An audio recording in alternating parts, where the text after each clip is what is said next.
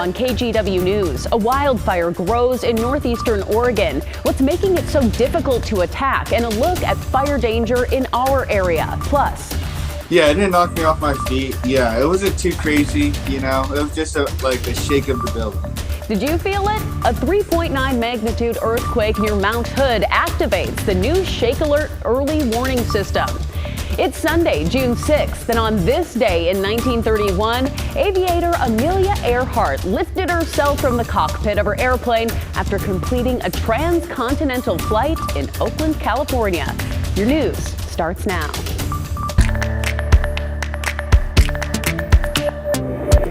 Good Sunday evening, and thanks for joining us. I'm Brittany Folkers.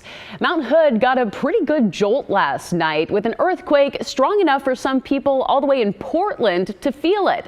As Tim Gordon reports, the 3.9 magnitude quake was the latest in a swarm of tremors. There's been a fair bit of shaking going on Mount Hood. Last night's 3.9 quake hit about 10 minutes to 9, just a few miles south of the summit, and government camp felt it. Yeah, it didn't knock me off my feet. Yeah, it wasn't too crazy, you know. It was just like a shake of the building. Andy Diaz is a server at Charlie's Mountain View restaurant. He was getting ready to go home when it happened. And I was like counting my tail, and then all of a sudden I feel the building shake. And I thought it was like look over, and I thought it was maybe my coworker like making a milkshake. But it wasn't. Diaz was not alone feeling the earthquake. It was the strongest in a swarm of them, the others mostly magnitude 1 or weaker. The Earth is doing its thing. Welcome to earthquake country. USGS scientist Robert DeGroot says the 3.9 earthquake activated the relatively new Shake Alert early warning system. And what that means is that the system detected the earthquake, processed the information, and then made that information available to potentially be delivered. But it wasn't strong enough to trigger mass early warnings to people's phones or apps. Still, people felt it pretty far out. There was some light shaking from this earthquake, and one of the people from government camp said they felt several earthquakes. But this event is big enough for it to be felt in the Portland metro area. Very, very, very minor shaking, but people could feel it potentially. Of course, Mount Hood is a volcano, and earthquakes can be associated with volcanic activity. But the seismologists at the Cascade Volcano Observatory and the Pacific Northwest Seismic Network don't believe this swarm of quakes signifies a change in volcanic hazard on the mountain. But they'll be monitoring. And one of the things they'll be monitoring is aftershocks. They say you can expect those to continue over the next hours and days. And if nothing else, this is a good reminder for all of us to be prepared for a bigger earthquake or other natural disaster. Tim Gordon, KGW News. The Joseph Canyon fire continues to grow in northeastern Oregon and southwestern Washington. It could continue to spread because of the location. Crews are struggling to reach flames because of rough terrain. That's forcing teams to mostly fight the fire from above. Right now, it's grown to about 3,700 acres, but no towns are nearby. Now, according to the Wallowa-Whitman National Forest, they did make progress when winds were pushing the fire line back onto itself in some areas. Several ranchers were allowed into the area to get cattle out of fire zones. And tomorrow, a Type 2 incident management team is set to take command.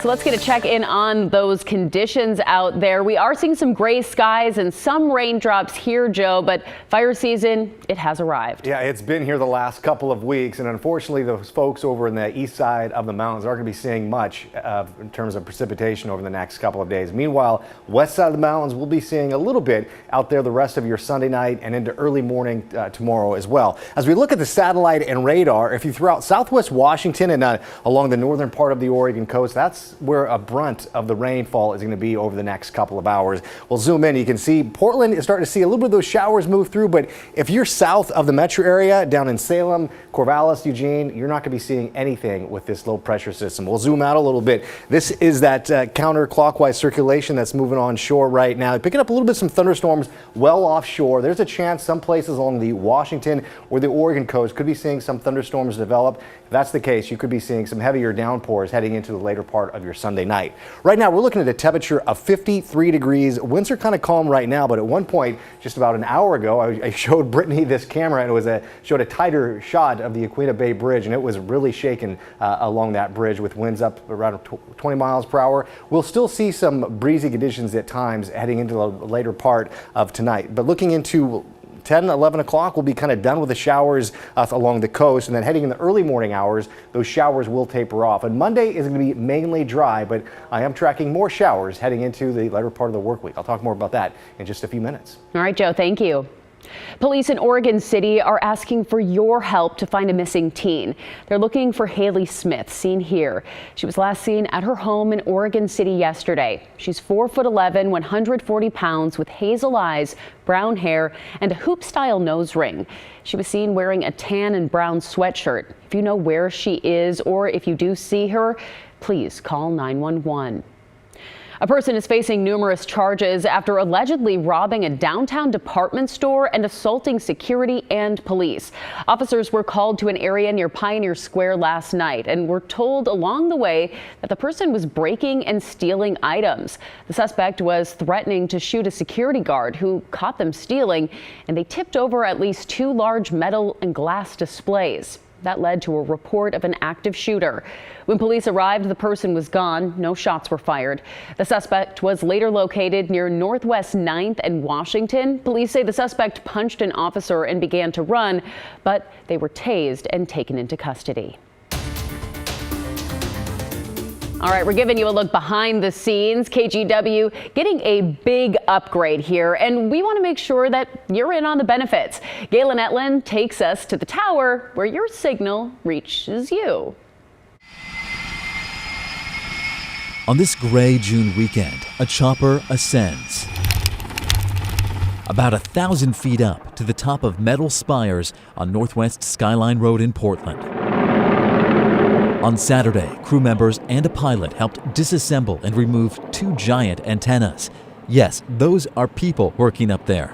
The helicopter carried pieces of metal safely down to Earth, totaling about 16,000 pounds. It's not just your regular antenna. That's John Wakert, head of technology and operations here at KGW. For months, his team has planned for this moment, replacing KGW's old antenna with a new one that is higher frequency. People will be able to receive our signal better on outlying areas and in the city, like a condo or a structure that has concrete walls. A lower power antenna is temporarily keeping us on the air during the replacement process. So a lot of people that live outside of the metro area are having a very difficult time receiving us right now.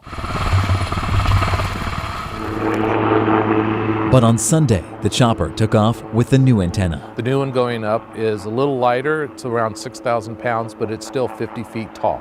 And 2 feet in diameter. The project also includes replacing KGW's transmitter, which pushes the signal up through the antenna.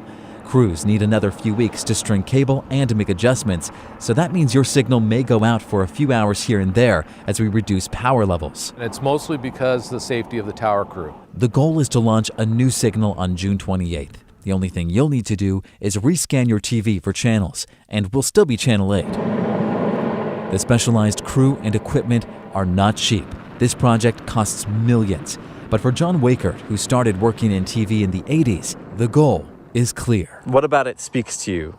When I got into this business as a news photographer, I wanted to go out and let people know what was going on in the world and try to change somebody's lives for the better. And I still think that even in the engineering department, we're still doing that today, but the new technologies that we have. Extending our reach to better connect with you. Galen Etlin, KGW News.